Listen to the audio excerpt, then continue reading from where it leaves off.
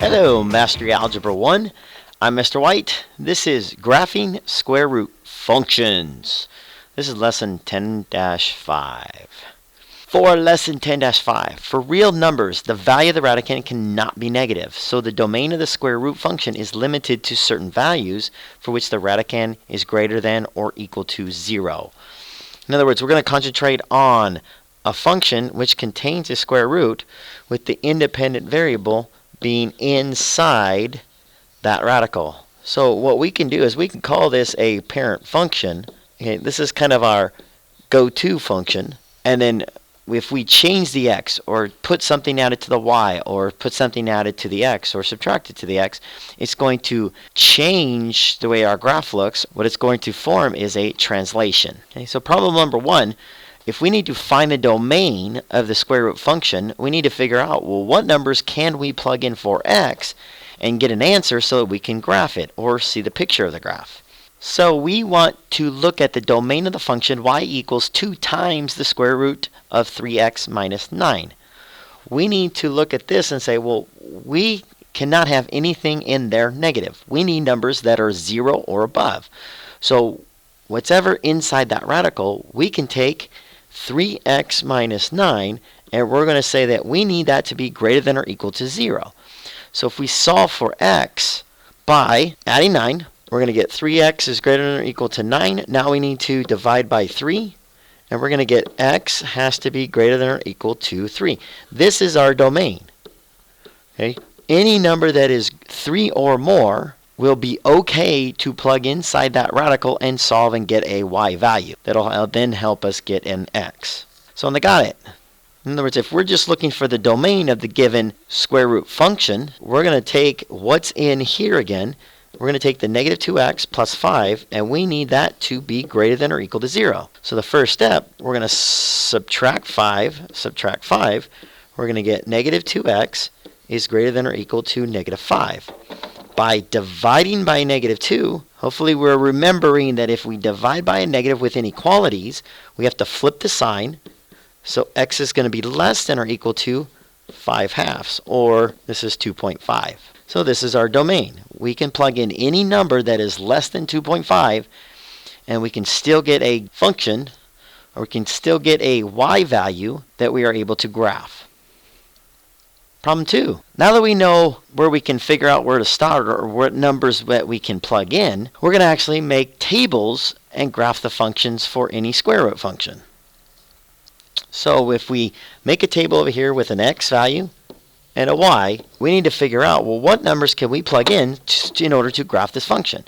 So the first thing we need to figure out is, what is our domain? So we take what's inside that root, that x, and we say that that has to be greater than or equal to 0. Well, there's nothing to solve, so we need any number that's 0 or more. So we can plug in, start at 0 at the top, and we can just go 0, 1, 2, 3, 4, 5, 6, 7, and then maybe some more points. And our graph actually goes up to 16. So if we take these values now, and we plug in for x, so y equals the square root of 0, that's just going to give us 0. If we do 1, y equals the square root of 1, that's going to give us 1. And if we go down the row, square root of 2, well, now we have a decimal. So if we use our calculator, you get about 1.41. If we go to 3, square root of 3 is again a decimal. Should get 1.73. If we go to the square root of 4, we'll get 2. And we'll do a couple more. Square root of 5 ends up being 2.24. If we do the square root of 6, ends up getting 2.45. And one more since I went to 7. Square root of 7 is 2.65. So these are all numbers that we can actually graph. If we look at our table that we got, one thing that notice is, graphing decimals is pretty difficult, or it's not going to give us the best graph. I mean, we can go and we can say, okay, 0, 0, so I can graph 0, 0, and 1, 1, and 4, 2 is easy. But graphing in the decimal parts with 1.41, 1.73, going to be a little bit difficult, might skew our graph a little bit. But graphing the decimals is a little bit difficult. So if we look at specifically our numbers, what numbers are actually easy to take the square root of? And those are perfect squares. So if we think of our x value being the domain, and if we look back, well, we did 0, we did 1, we did 4, so the next perfect square, hopefully you're thinking of, is 9. because the square root of 9 is 3. And if the next one is 16, which is at the end of the graph, is 4. So if we can graph perfect squares, that'll give us a few points, and then we can connect the dots and show our function. So if I go over and graph 9, 3, and 16, 4, this is the graph that we should get. Hopefully you're looking at that graph and going, oh, that looks kind of familiar. And if you keep glancing at it, you'll notice, yes, it is a half of a parabola. So what we're doing is we're looking at this axis of symmetry that cuts it in half. We have a parabola that's on its side. So all square root functions are half of sideways parabolas. All right, next page. So problem 3, we're going to look at what's called a vertical translation. So what is the graph of y equals the square root of x plus 2? If we start again with the domain, we know that inside the value x has to be greater than or equal to 0. So we're going to choose numbers that are 0 or more. The next thing to look at is, remember, we want numbers that we can easily take the square root of, because they can help us graph it a little bit easier. So we can start at 0, and then 1, 4, 9, 16, and 25. And notice again our graph only goes to 16, but we can still find 25. So if we take y equals the square root of 0 plus 2, this time we get 2. If we go y equals the square root of 1 plus 2, square root of 1 is 1, 1 plus 2 is now 3. Square root of 4 plus 2 is 4. Square root of 9 plus 2 is 5. Square root of 16 plus 2 is 4 plus 2, which is 6. And if we had 25 for x, square root of 25 is 5. 5 plus 2 is 7. So if we go and graph 0, 2, 1, 3, 4, 4, 9, 5, 16, 6, and 27, 25, 7, we get this picture. Okay? If you think back to the last question, our parent function, y equals the square root of x, we get what's in red.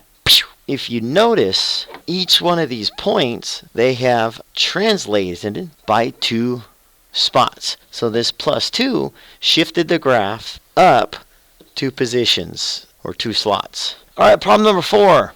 We're going to graph what's called a horizontal translation. Okay, we're going to start at the same parts we did the other 2. We're going to look inside the radical. We're going to take our domain and set our domain has to be greater than or equal to 0. If we subtract 3, we're going to get x is greater than or equal to -3. So that's where we want to start. So if we make our table, and I want to start at -3, and we want numbers that are greater than or equal to. So we can go -3, -2, -1, 0, and so forth. Okay. There is one trick though, because remember, the points that are easy to graph are the ones that we can easily take the square root of. So if we plug in -3, we're going to get y equals -3 plus 3, which is 0. Okay, -3, 0 is easy to graph. If we get y equals -2 plus 3, we get the square root of 1. Square root of 1 is 1. Okay, that's easy to graph. If we go to the next one, we're going to go square root of -1 plus 3, which is now the square root of 2. Again, now we're back to that decimal. We're going to try and figure out, well, what numbers are going to give us an easy number to take the square root. So if we tried 0, 0 plus 3 gives us the square root of 3. Again, that's going to give us a decimal.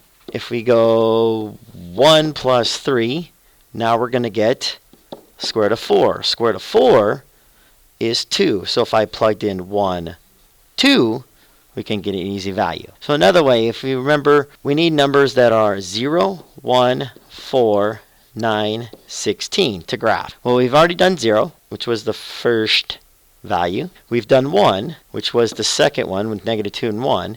And then we just did 4, which was our 1, 2.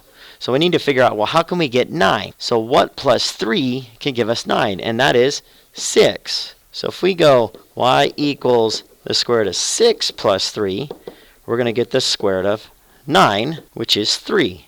So if we input 6, we're going to get 3. So there's another value that we can do. Okay? And then the next one is 16. Well, how do we get from 3 to 16?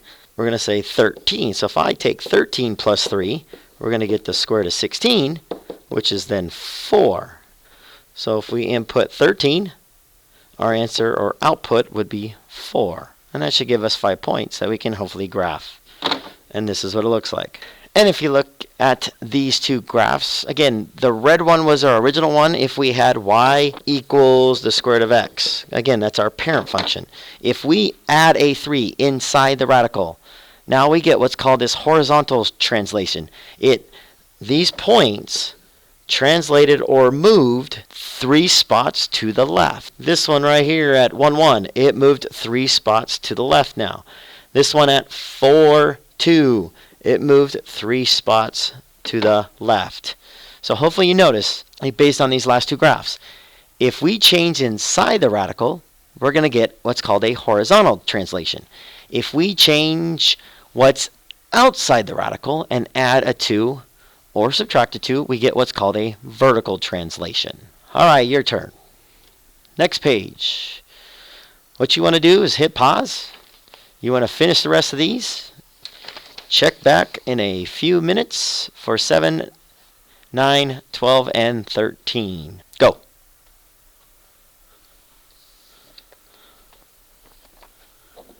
All right, welcome back. For 7, hopefully you got a domain of x is greater than or equal to 0. 9 was x is greater than or equal to 7. 12 is x is greater than or equal to 13/4. And 13, x is less than or equal to 18. Make sure to finish 16, 17, 21, and 22. Plugging in points, making a table, graphing the sideways half of a parabola or the square root function. Okay? Remember, it's always easier to graph perfect squares from inside. So if you need help, please ask. Otherwise, always remember, do your best, forget the rest. Bye for now.